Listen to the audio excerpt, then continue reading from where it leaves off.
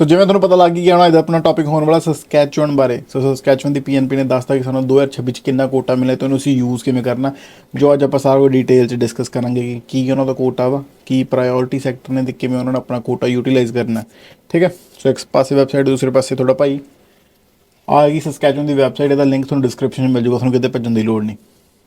ਠੀਕ ਹੈ, ਸੋ ਇਹਨਾਂ ਨੇ ਕੱਲ ਅਪਡੇਟ ਕੀਤੀ ਆ, ਜਿਹਦੇ ਵਿੱਚ ਇਹਨਾਂ ਨੇ ਕਿਹਾ ਕਿ 2026 ਦਾ ਪੀਐਨਪੀ ਦਾ ਓਵਰ ਰਿਵਿਊ ਕੀ ਆ। So SINP Saskatchewan immigration nominee program, Saskatchewan ਦਾ ਪੀਐਨਪੀ ਪ੍ਰੋਗਰਾਮ। ਠੀਕ ਹੈ, what is the 2026 ਐਲੋਕੇਸ਼ਨਸ।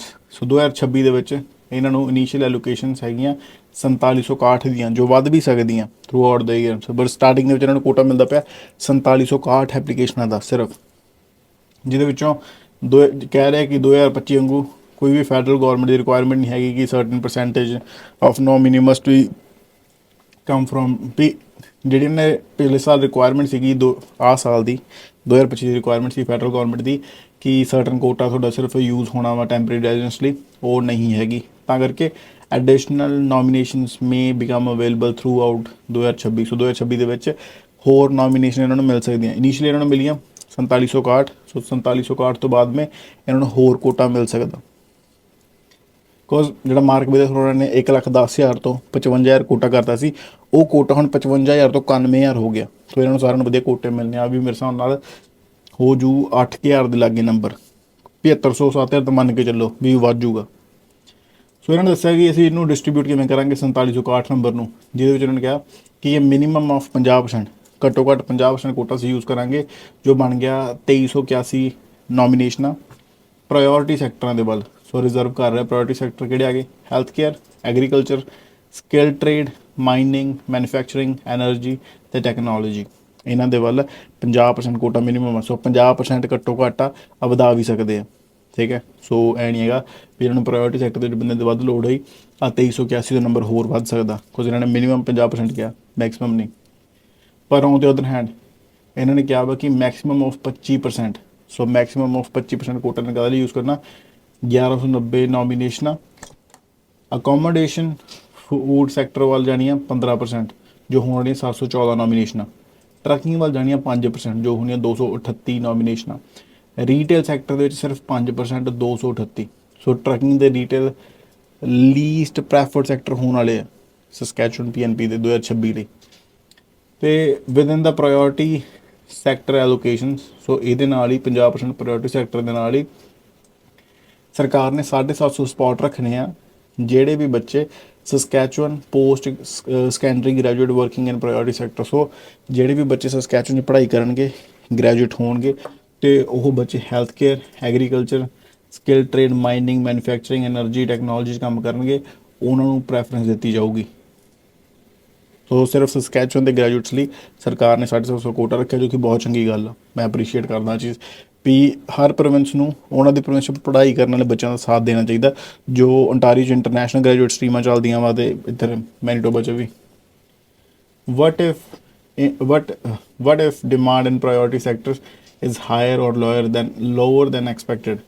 So priority sector may exceed 50% minimum demand if warrants. So ਜਿਹੜਾ ਇਹਨਾਂ ਨੇ ਦੱਸਿਆ ਕਿ ਮਿਨੀਮਮ 50% ਚਾਹੀਦੇ ਇਹਨਾਂ ਨੇ ਕੋਟਾ ਰੱਖਣਾ ਵਾ ਪ੍ਰਾਇਓਰਟੀ ਸੈਕਟਰ ਲਈ, ਤਾਂ ਉਹ ਕਹਿੰਦੇ ਕਿ ਆਹ ਐਕਸੀਡ ਹੋ ਸਕਦਾ ਵੀ 50% ਤੋਂ ਉੱਪਰ ਕਰ ਸਕਦੇ। ਮੈਂ ਮਿਨੀਮਮ 50% ਅਸੀਂ ਰੱਖਣੀ ਆ, ਪਰ 50% ਤੋਂ ਉੱਪਰ ਵੀ ਲੈ ਕੇ ਜਾ ਸਕਦੇ ਜੇ ਸਾਨੂੰ ਬੰਦਿਆਂ ਦੀ ਲੋੜ ਹੈ।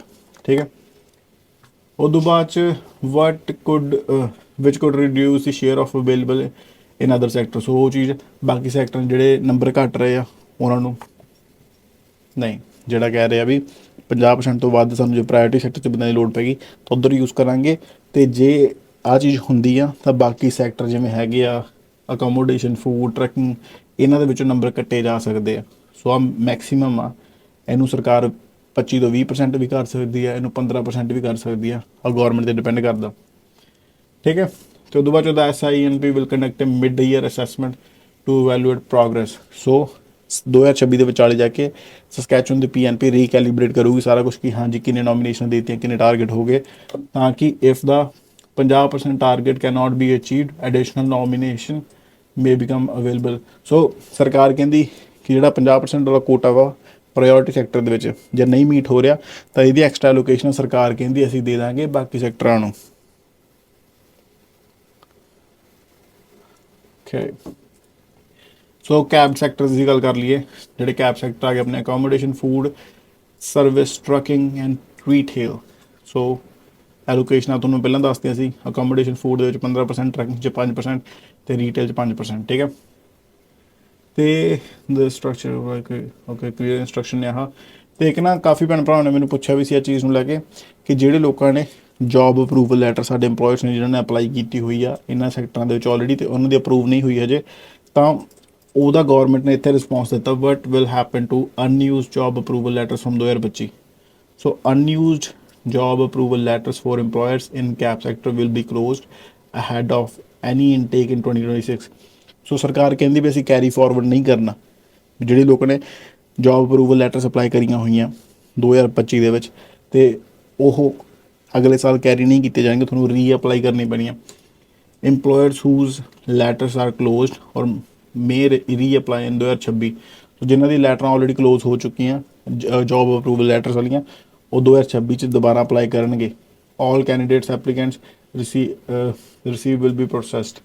ਸੋ ਸਿਰਫ ਜਿਹੜੇ ਵੀ ਭੈਣ ਭਰਾਵਾਂ ਦੀ ਐਪਲੀਕੇਸ਼ਨਾਂ ਜਿਨ੍ਹਾਂ ਕੋਲ ਜੋਬ ਅਪਰੂਵਲ ਲੈਟਰ ਆ ਗਈ ਸੀ, ਉਹਨਾਂ ਨੇ ਨੋਮੀਨੇਸ਼ਨ 31 ਦਸੰਬਰ ਤੋਂ ਪਹਿਲਾਂ ਅਪਲਾਈ ਕਰਨੀ ਆ, ਤਾਂ ਫਿਰ ਤੁਹਾਨੂੰ PNP ਨੋਮੀਨੇਟ ਕਰੂਗੀ, ਅਦਰਵਾਈਜ਼ ਨਹੀਂ। ਕੋਈ ਜੋਬ ਅਪਰੂਵਲ ਲੈਟਰ ਪ੍ਰੋਸੈਸ ਦੇ ਵਿੱਚ ਆ ਤਾਂ ਉਹ ਚੀਜ਼ ਤੁਹਾਨੂੰ ਹੁਣ ਕੈਂਸਲ ਹੋ ਜਾਣੀ ਆ। ਜਿਵੇਂ ਇਹਨਾਂ ਨੇ ਲਿਖਿਆ ਹੋਇਆ ਵਾ ਕਿ ਹੂਜ਼ ਲੈਟਰਸ ਆਰ ਕਲੋਜ਼, ਤੁਹਾਨੂੰ 2026 'ਚ ਰੀਅਪਲਾਈ ਕਰਨਾ ਪੈਣਾ ਤੁਹਾਡੇ ਇੰਪਲੋਇਰਸ ਦੇ ਰਾਹੀਂ। ਠੀਕ ਹੈ, ਇੰਪਲੋਇਰ ਹੀ ਅਪਲਾਈ ਕਰਦਾ ਹੁੰਦਾ ਜੋਬ ਅਪਰੂਵਲ ਲੈਟਰ, ਉਹਦੇ ਬਾਅਦ 'ਚੋਂ PNP ਅਪਲਾਈ ਹੁੰਦੀ ਹੈ। What happens if a cab sector reached its allocations early. So ਜੇ ਮੰਨ ਲਓ ਅਕੋਮੋਡੇਸ਼ਨ 'ਚੋਂ, ਫੂਡ 'ਚੋਂ, ਟਰੱਕਿੰਗ 'ਚੋਂ, ਰੀਟੇਲ 'ਚੋਂ ਜੇ ਕੋਈ ਵੀ ਸੈਕਟਰ ਦੀ 238 ਵਾਲੀ ਲਿਮਿਟ ਪੂਰੀ ਹੋ ਜਾਏ, 714 ਵਾਲੀ ਲਿਮਿਟ ਪੂਰੀ ਹੋ ਜਾਏ, ਤਾਂ ਫਿਰ ਕੀ ਹੋਊਗਾ? Employers in the sector that reaches its cap may be unable to submit additional application for the remainder। ਸੋ ਉਹੀ ਆ ਵੀ ਜੇ ਸਰਕਾਰ ਦੇ ਕੋਟੇ ਖਤਮ ਹੋ ਜਾਂਦੇ ਆ ਤਾਂ ਇਹਨਾਂ ਸੈਕਟਰਾਂ ਦੇ ਵਿੱਚ ਬੰਦੇ ਰੀਅਪਲਾਈ ਨਹੀਂ ਕਰ ਪਾਉਣਗੇ, ਉਹਨਾਂ ਨੂੰ ਭਾਈ 2026 ਸਾਰਾ ਵੇਟ ਕਰਨੀ ਪੈਣੀ ਇਹਦੇ। ਤਾਂ ਉਹਨਾਂ ਨੂੰ 2026 'ਚ ਦੁਬਾਰਾ ਮੌਕਾ ਨਹੀਂ ਮਿਲਣਾ। ਸੋ ਉਹਨਾਂ ਨੂੰ 2027 'ਚ ਜਦੋਂ ਕੋਟੇ ਰੀਨਿਊ ਨਹੀਂ ਹੋ ਜਾਂਦੇ ਉਦੋਂ ਤੱਕ ਡਨ ਹੋ ਜਾਣਾ ਸੀਨ ਉਹਨਾਂ ਦਾ। ਸੋ ਅਕੋਮੋਡੇਸ਼ਨ, ਫੂਡ, ਟਰੱਕਿੰਗ ਅਤੇ ਰੀਟੇਲ ਸੈਕਟਰ, ਇਹਨਾਂ 'ਚ ਨੰਬਰ ਆਲਰੇਡੀ ਥੋੜ੍ਹੇ ਆ ਵੀ ਟੋਟਲ 20% ਹੀ ਆ। ਸੋ ਜੇ 20% ਦੇ ਕੋਟੇ ਭਰੀ ਜਾਣਗੇ ਉਵੇਂ ਬਾਹਰ ਹੋਈ ਚਲੋ ਤੁਹਾਡਾ ਕੰਮ।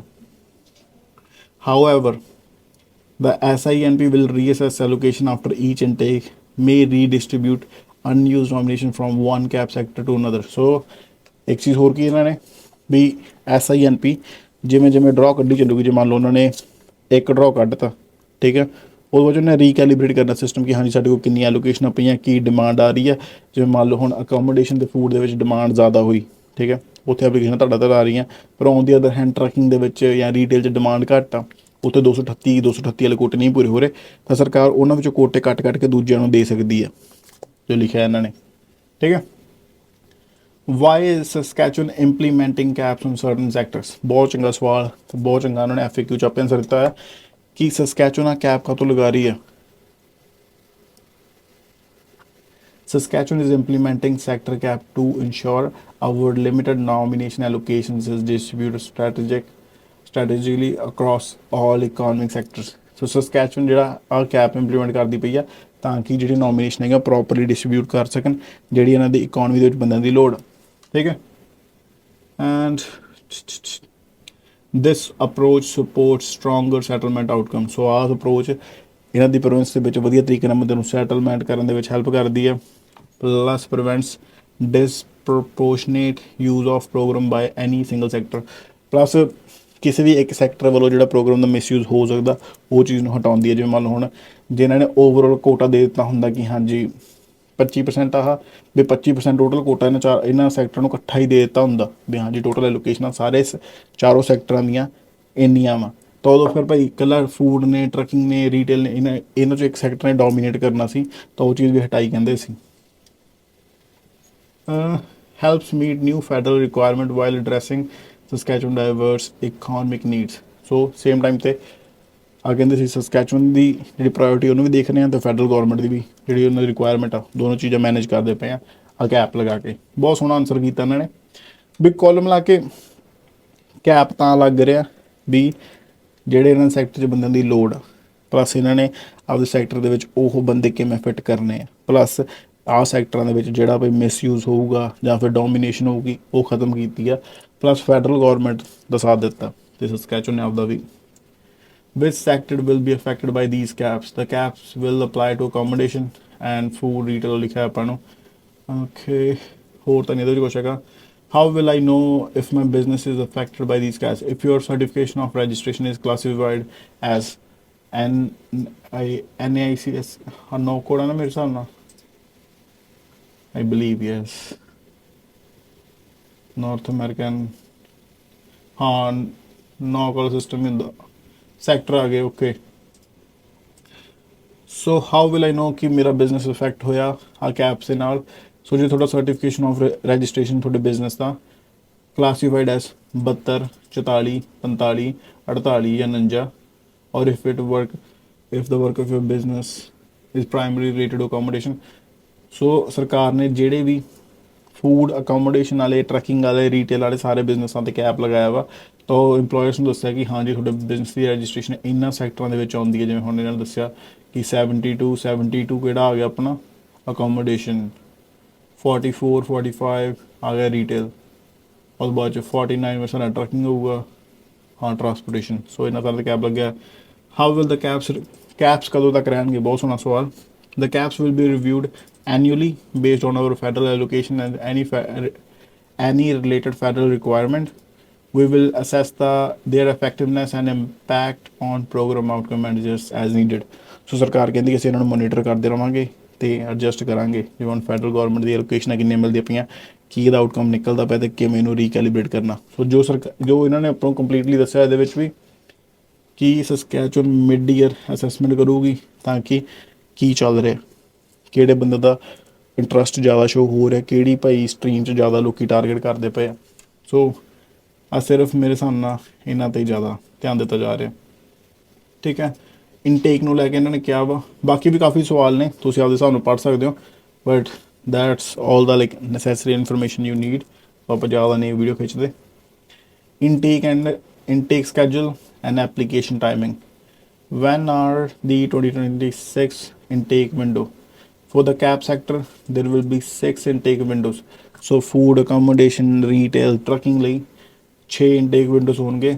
Currently planned January, March, May, July, September, November. So ਜਨਵਰੀ ਮਹੀਨਾ ਛੱਡ ਕੇ ਫਿਰ ਮਾਰਚ, ਫਿਰ ਮਹੀਨਾ ਛੱਡ ਕੇ ਅਪ੍ਰੈਲ ਦਾ ਮਈ, ਫਿਰ ਜੂਨ ਛੱਡ ਕੇ ਜੁਲਾਈ 'ਚ, ਫਿਰ ਅਗਸਤ ਛੱਡ ਕੇ ਸਤੰਬਰ 'ਚ, ਫਿਰ ਅਕਤੂਬਰ ਛੱਡ ਕੇ ਨਵੰਬਰ 'ਚ। ਸੋ ਇੱਕ ਮਹੀਨੇ ਦਾ ਗੈਪ ਆ ਕੇ ਚੱਲੂਗਾ ਸਿਰਫ ਇਹਨਾਂ ਸੈਕਟਰਾਂ ਲਈ। This window may remain open for several days to allow applicants, employers to coordinate. So basically ਇਹਨਾਂ ਨੇ ਇਨਟੇਕ ਵਾਲਾ ਸਿਸਟਮ ਰੱਖਣਾ ਵਾ ਇੱਕ ਮਹੀਨਾ ਛੱਡ ਕੇ, ਜੋ ਜਨਵਰੀ ਤੋਂ ਸ਼ੁਰੂ ਕਰਨਗੇ, ਫਰਵਰੀ ਦਾ ਗੈਪ ਹੋਊਗਾ, ਮਾਰਚ, ਫਿਰ ਅਪ੍ਰੈਲ ਦਾ ਗੈਪ, ਮਈ, ਫਿਰ ਜੂਨ ਦਾ ਗੈਪ, ਫਿਰ ਜੁਲਾਈ, ਫਿਰ ਅਗਸਤ ਦਾ ਗੈਪ, ਸਤੰਬਰ, ਫਿਰ ਅਕਤੂਬਰ ਦਾ। ਮੈਂ ਪਰਮਾਤਮਾ ਅੱਗੇ ਅਰਦਾਸ ਕਰਦਾ ਕਿ ਇਹਨਾਂ ਨੂੰ ਕੋਟਾ ਵੱਧ ਮਿਲ ਜਾਏ, ਤੇ ਮੈਨੂੰ ਉਮੀਦ ਵੀ ਹੈ ਕਿ ਮਿਲੂਗਾ, ਲਿਖ ਕੇ ਦੇਣ ਨਾ, ਬਟ ਸਟਿਲ ਪਰਮਾਤਮਾ ਕਰਨ ਕਰਾਉਣ ਵਾਲਾ ਆਪਾਂ ਨਹੀਂ। Why is the SINP using scheduled intake window?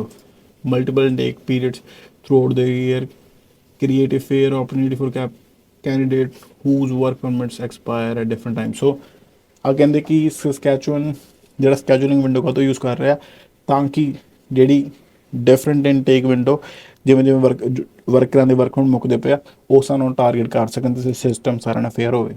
ਚੰਗੀ ਗੱਲ ਆ। This approach also allows the mid-year adjustment. ਸੋ ਜਿਹੜਾ ਇਹਨੇ ਸਾਲ ਦੇ ਵਿਚਾਲੇ ਜਾ ਕੇ ਰੀਐਵੈਲੂਏਟ ਕਰਨਾ, ਆਹ ਚੀਜ਼ ਉਹਨੂੰ ਅਲਾਓ ਕਰੂਗੀ ਕਿ ਹਾਂ ਐਡਜਸਟਮੈਂਟ ਕਰਨੀ, ਕੋਟੇ ਉੱਪਰ ਨੀਚੇ ਕਰਨੇ, ਸਾਰਾ ਕੁਛ ਠੀਕ ਹੈ। And helps ensure that program can be fully utilize. Plus ਵੀ ਉਹੀ ਮਿਡ ਈਅਰ ਜਾ ਕੇ ਰੀਕੈਲੀਬ੍ਰੇਟ ਕਰਨਗੇ ਅਤੇ ਜਿੰਨੀਆਂ ਵੀ ਐਲੋਕੇਸ਼ਨ ਇਹਨਾਂ ਦੇ ਕੋਲ ਪਈਆਂ ਨੇ ਸਾਲ ਦੇ ਐਂਡ ਤੱਕ ਯੂਜ਼ ਕਰਨੀਆਂ ਹੁੰਦੀਆਂ। So that's how they will use it. And are there any restrictions on when worker cap sector can apply? Yes, applicant in the cap sector may only apply during 6, so yeah ਜਿਹੜਾ ਇਹਨਾਂ ਨੇ during the last 6 months of their work permit validity period. so cap sector ਵਾਲੇ ਬੰਦੇ ਸਿਰਫ ਆਪਣੇ work permit ਦੇ ਆਖਰੀ 6 ਮਹੀਨੇ ਜਦੋਂ ਮੁੱਕਣ ਵਾਲੇ ਹੋਏ ਉਦੋਂ ਅਪਲਾਈ ਕਰ ਸਕਦੇ ਆ। when workers in cap sector, okay, so ਇਹਨਾਂ ਨੇ ਰੈਸਟ੍ਰਿਕਸ਼ਨ ਰੱਖੀ ਆ ਫੂਡ, ਅਕੋਮੋਡੇਸ਼ਨ, ਟਰੱਕਿੰਗ ਤੇ ਰੀਟੇਲ ਆਉਣ ਵਾਲੀ। ਤੁਸੀਂ ਉਦੋਂ ਹੀ ਅਪਲਾਈ ਕਰਨਾ ਜਦੋਂ ਤੁਹਾਡੇ ਪਰਮਿਟ ਦੇ 6 ਮਹੀਨੇ ਰਹਿ ਗਏ ਮੁੱਕਣ ਵਾਲੇ, like minimum. This policy prioritize working workers who face most immediate risk of losing state। ਸੋ ਆ ਪਾਲਿਸੀ ਸਾਥ ਦਿੰਦੀ ਹੈ ਜਿਹੜੇ ਬੱਚਿਆਂ ਦਾ ਵਰਕ ਪਰਮਿਟ ਰਾਈਟ ਅਵੇ ਮੁੱਕਣ ਵਾਲਾ 6 ਮਹੀਨਿਆਂ 'ਚ, ਠੀਕ ਹੈ। Applicants in non cap sectors are not subject to this restriction. So ਜਿਹੜੇ ਐਪਲੀਕੈਂਟ ਹੈਗੇ ਆ ਹੈਲਥ ਕੇਅਰ ਵਾਲੇ, ਦੂਜੇ ਸੈਕਟਰ ਵਾਲੇ, ਪ੍ਰਾਇੋਰਟੀ ਸੈਕਟਰ ਵਾਲੇ, ਉਹਨਾਂ 'ਤੇ ਆਹ ਚੀਜ਼ ਨਹੀਂ ਲਾਗੂ ਕਰਦੀ, ਸਿਰਫ ਇਹਨਾਂ ਦੇ ਉੱਤੇ। ਚੰਗੀ ਚੀਜ਼ ਲੱਗੀ ਮੈਨੂੰ ਆ ਬਹੁਤ ਜ਼ਿਆਦਾ, ਕਿ ਜਿਹੜੇ ਰਿਸਕ 'ਤੇ ਨੇ ਆਪਣਾ ਸਟੇਟਸ ਲੂਜ਼ ਕਰਨ ਦੇ, ਸਰਕਾਰ ਉਹਨਾਂ ਨੂੰ ਪ੍ਰਾਇੋਰਟਾਈਜ਼ ਕਰੂਗੀ। That is nice. ਜਿਹਦਾ ਪਰਮਿਟ ਮੁੱਕਣ ਵਾਲਾ ਜੇ ਗੌਰਮੈਂਟ ਉਹਦਾ ਸਾਥ ਦੇ ਰਹੀ, that is awesome bro. Priority sector ਇਹਨਾਂ ਨੇ ਦੱਸਿਆ 2026 ਦੇ health care, agriculture, skill trade, energy, mining, manufacturing, technology, ਜੋ ਆਪਾਂ ਇੱਥੇ ਪੜ੍ਹੇ ਸੀ, ਠੀਕ ਹੈ ਜੀ। What benefits do applicants in priority sector have? Applicant working in priority sector can apply at any time, can apply from overseas, and are not subject to 6 months work permit expiry rule। ਸੋ ਜਿਹੜੇ priority sector 'ਚ ਕੰਮ ਕਰਨ ਵਾਲੇ ਉਹਨਾਂ ਨੂੰ ਫਾਇਦਾ ਕੀ ਆ ਕਿ ਤੁਸੀਂ ਕਦੋਂ ਮਰਜ਼ੀ ਅਪਲਾਈ ਕਰ ਸਕਦੇ ਹੋ, ਕੈਨੇਡਾ ਤੋਂ ਬਾਹਰ ਬੈਠ ਕੇ ਅਪਲਾਈ ਕਰ ਸਕਦੇ ਹੋ, ਅਤੇ ਸਿਰਫ ਤੁਹਾਡੇ 'ਤੇ 6 ਮਹੀਨੇ ਦੀ ਰਿਕੁਆਇਰਮੈਂਟ ਨਹੀਂ ਮੈਟਰ ਕਰਦੀ। ਸੌਰੀ, ਪਾਣੀ ਪੀਣਾ ਪਿਆਸ ਲੱਗੀ। Okay, so revised work permit eligibility. So why SINP is removing eligibility for some work permit holders, some open work permit holders. Some open work permit such as spousal work permit alali will no longer be eligible to apply for some SINP pathway due to higher risk of exploitation and poor retention outcome। So ਸਰਕਾਰ ਕਹਿੰਦੀ ਕਿ spousal work permit ਵਾਲੇ ਬੰਦੇ ਕਾਫੀ ਸਟਰੀਮਾਂ 'ਚ apply ਨਹੀਂ ਕਰ ਪਾਉਣਗੇ। ਕਾਹ ਤੋਂ? ਪਹਿਲੇ ਨੰਬਰ 'ਤੇ ਐਕਸਪਲੋਇਟੇਸ਼ਨ ਦਾ ਰਿਸਕ, ਦੂਸਰੇ ਨੰਬਰ 'ਤੇ ਸਰਕਾਰ ਨੇ ਦੱਸਿਆ ਕਿ ਪੂਅਰ ਰਿਟੈਂਸ਼ਨ ਆਊਟਕਮ, ਕਿ ਆਹ ਬੰਦੇ ਖੜਦੇ ਨਹੀਂ ਪ੍ਰੋਵਿੰਸ ਵਿੱਚ, PR ਲੈ ਕੇ ਭੱਜ ਜਾਂਦੇ, ਰਿਟੇਨ ਨਹੀਂ ਕਰ ਪਾਉਂਦੇ ਇਹਨਾਂ ਨੂੰ। Which undermine the program goals of fostering stable and long. So ਸਰਕਾਰ ਇਹਨਾਂ ਦੀ ਸਟਰੀਮ ਦਾ ਗੋਲ ਹੈਗਾ ਕਿ ਬੰਦੇ ਲੌਂਗ ਟਾਈਮ ਉਹਨਾਂ ਫੀਲਡਾਂ 'ਚ ਕੰਮ ਕਰਕੇ ਹੈਲਪ ਕਰਨ ਪ੍ਰੋਵਿੰਸ ਦੀ, ਬਟ ਆ ਭੱਜ ਜਾਂਦੇ ਆ ਤਾਂ ਕਰਕੇ। So will the spousal work permit holders be able to apply for SINP categories not requiring work permits?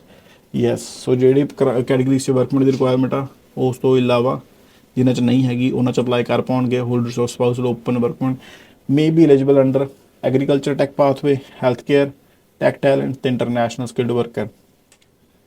And work permits are not required part of criteria of these streams. However, additional documents may be required. Okay.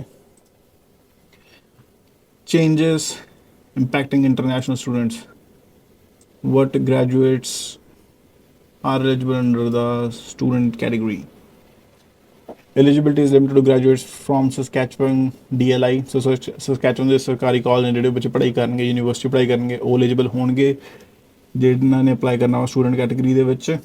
Further applicants will be required to reside in Saskatchewan during their study। So Saskatchewan ਦੇ ਵਿੱਚ ਤੁਸੀਂ ਪੜ੍ਹਾਈ ਕੀਤੀ ਹੋਵੇ, work experience gain ਕੀਤਾ ਹੋਵੇ relevant to their degree while in province. So ਪੜ੍ਹਾਈ ਕਰਦੇ ਹੋਏ ਉਸੇ ਫੀਲਡ ਦੇ ਵਿੱਚ ਕੰਮ ਕਰਨਾ ਅਤੇ ਐਕਸਪੀਰੀਅੰਸ ਇਕੱਠਾ ਕਰਨਾ। ਆਹ ਇੱਕ ਚੰਗੀ ਚੀਜ਼ ਲਵਾਈ ਆਪਣੇ ਬਾਈ ਤੋਂ। ਗੱਡੀ ਸਟਾਰਟ ਹੋ ਜਾਂਦੀ ਹੈ ਇਹਦੇ ਨਾਲ ਇੱਥੋਂ ਹੀ। ਬਾਹਰ -17 ਡਿਗਰੀ ਆ, ਫੀਲ ਸੈਗਮੈਂਟ ਸਾਨੂੰ 25-28 ਹੋਊਗਾ, ਬਟ ਐਂ ਗੱਡੀ ਛੇਤੀ ਸਟਾਰਟ ਹੋ ਜਾਂਦੀ ਆ। ਹੋ ਗਈ? Yes. Okay. And this ensures strong ties to Saskatchewan. So ਆਹ ਚੀਜ਼ ਜਿਹੜੇ ਬੱਚੇ ਉੱਥੇ ਸਸਕੈਚੁਅਨ 'ਚ ਪੜ੍ਹਾਈ ਕਰਦੇ ਆ, ਸਰਕਾਰੀ ਕਾਲਜ ਤੋਂ ਉੱਥੇ ਕੰਮ ਕਰਦੇ ਆ, ਉਸ ਆਪਣੀ ਪੜ੍ਹਾਈ ਵਾਲੀ ਫੀਲਡ 'ਚ ਐਕਸਪੀਰੀਅੰਸ ਇਕੱਠਾ ਕਰਦੇ ਆ। ਆਹ ਉਹਨਾਂ ਦੀ ਸਟਰੋਂਗ ਟਾਈਜ਼ ਵੀ ਦਿਖਾਉਂਦਾ ਅਤੇ ਰਿਟੈਂਸ਼ਨ ਰੇਟ ਵੀ ਬੈਟਰ ਹੁੰਦਾ ਉਹਨਾਂ ਦਾ। Are there any restriction on PGWP holders. So work permit ਵਾਲੇ ਬੰਦੇ ਲਈ are only eligible to apply for Saskatchewan immigration nominee program students। ਠੀਕ ਹੈ। Health okay. ਸੋ ਜਿਹੜੇ PGWP ਵਾਲੇ ਉਹ ਸਿਰਫ ਅਪਲਾਈ ਕਰ ਸਕਦੇ ਆ Saskatchewan SINP health care pathway, agriculture, tech talent pathway, international skilled worker, employment offer sub category ensuring alignment ਤੇ with the labor market priorities। Additionally, exemption for PGWP holders under restricted occupations have been removed। ਸੋ ਜਿਹੜੇ ਇਹਨਾਂ 'ਤੇ restriction ਲੱਗੀ ਸੀ ਉਹ ਵੀ ਹਟਾਤੀ, ਅਤੇ ਬਾਕੀ ਸਾਰੀ ਸਟਰੀਮਾਂ ਦੇ ਵਿੱਚ ਆਪਾਂ ਐਲੀਜੀਬਲ ਹਾਂ। ਜਿਹੜੇ PGWP ਵਾਲੇ ਸਿਰਫ ਇਹਨਾਂ ਨੇ ਰਿਸਟ੍ਰਿਕਸ਼ਨ ਰੱਖੀ ਆ ਇਹਨਾਂ ਦੇ ਉੱਤੇ, ਸਪਾਊਸਲ ਵਾਲਿਆਂ 'ਤੇ। Only spousal are restricted, not you or not I, not us. Okay, ਇਹਨੂੰ ਕਰ ਦਈਏ ਬੰਦ। ਚੈਕਿੰਗ ਦਾ ਸਟੇਟਸ ਆਫ ਯੂਰ ਸਬਮਿਸ਼ਨ, ਉਹ ਆਪਾਂ ਇੱਥੋਂ ਕਰ ਸਕਦੇ ਹਾਂ। Federal responsibility permanent and temporary how do get hold ਆ ਤਾਂ IRCC ਦੀ ਗੱਲ ਆ, immigration protection and rights. I don't feel ਆ ਤਾਂ ਉਹ ਆ ਵੀ ਜੇ ਵਰਕ ਪਲੇਸ 'ਤੇ ਧੱਕਾ ਆਉਂਦਾ ਹੋਵੇ LMI ਵਾਲਿਆਂ ਲਈ ਕਿ ਵਲਨੇਬਲ ਓਪਨ ਵਰਕਪੁੱਟ ਵਗੈਰਾ। ਸੋ ਆ ਸੀ ਸਸਕੈਚੂਨ ਦਾ ਓਵਰਵਿਊ 2026 ਦਾ। That's what I wanted to say, explain everything. ਕਿਸੇ ਨੂੰ ਕੋਈ ਸਵਾਲ ਹੋਵੇ, ਕੁਛ ਵੀ ਪੁੱਛਣਾ ਹੋਵੇ, ਕਮੈਂਟ ਕਰ ਦਿਓ। ਹੁਣ ਮੈਨੂੰ ਛੱਡਣ ਜਾਣਾ ਪੈਣਾ ਆਪਣੀ ਸਿਸਟਰ ਬਹਿਨ ਸ਼੍ਰੀ ਕੋ ਕੰਮ 'ਤੇ, ਆਮ ਜਸਟ ਲੀਵਿੰਗ। ਬਟ ਮੇਰਾ ਮਕਸਦ ਸੀ ਆ ਚੀਜ਼ ਕਲੀਅਰ ਕਰਦਾ, ਕਵਰ ਕਰਦਾ, ਤਾਂ ਕਿ ਤੁਹਾਡੇ ਕੋਲ ਸਾਰੀ ਇਨਫੋਰਮੇਸ਼ਨ ਹੋਵੇ। ਪਲੱਸ ਆਹ ਵੈਬਸਾਈਟ ਦਾ ਲਿੰਕ ਤੁਹਾਨੂੰ ਡਿਸਕ੍ਰਿਪਸ਼ਨ 'ਚ ਮਿਲ ਜੂਗਾ। ਇਕੱਲੀ ਮੇਰੀ ਗੱਲ 'ਤੇ ਭਰੋਸਾ ਨਾ ਕਰੋ, ਸਾਰਾ ਕੁਛ ਖੁਦ ਰੀਡ ਕਰੋ, ਖੁਦ ਗੋ ਥਰੂ ਹੋਵੋ। ਆਪਾਂ ਮਿਲ ਕੇ ਵੀ ਗੋ ਥਰੂ ਹੋਏ ਹਾਂ, ਪਰ ਤੁਸੀਂ ਵੀ ਜ਼ਰੂਰ ਹੋਈਓ, ਠੀਕ ਹੈ। ਪਰਮਾਤਮਾ ਤੁਹਾਨੂੰ ਸਾਰਿਆਂ ਨੂੰ ਚੜ੍ਹਦੀ ਕਲਾ 'ਚ ਰੱਖੇ। ਅਤੇ ਟੈਨਸ਼ਨ ਨਾ ਲਓ ਵੀ ਜਿਹੜੀ ਆ 4761 ਦੀ ਐਲੋਕੇਸ਼ਨ ਆ ਵੱਧ ਜਾਣੀ ਹੈ 100% ਗਰੰਟੀ ਦੇ ਨਾਲ।